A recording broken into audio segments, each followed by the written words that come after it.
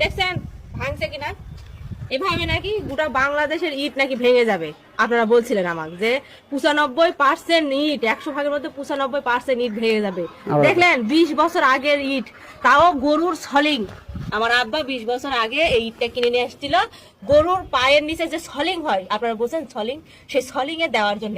দেখেন গরু তো সলিং এর উপর দৌড়াদৌড়ি লাফালাফি করে তো গরু চলে গেছে 20 বছর আগে, তারপরে ইটটা কতটা স্টেবল, একবার নয় আবার দেখাবো আপনাদের। আমি নিজে 5 ফিট, 3 ফিট থেকে 4 ফিট উচ্চতায় এটা ধরতে হয়। দেখেন আরো দূর থেকে ধরছি, ভাঙছে। আসলে ভেজাল খেয়ে খেয়ে আমাদের পেটটা এমন হয়ে গেছে যে আমরা পিওর খাঁটি জিনিস পাইলে সেটা মানতে পারি না, সেটাকে আমরা বলি ভেজাল। আসলে আমরা নিজেরাই ভেজাল খাই, ভেজাল বলি এবং ভেজাল ব্যবহার করি।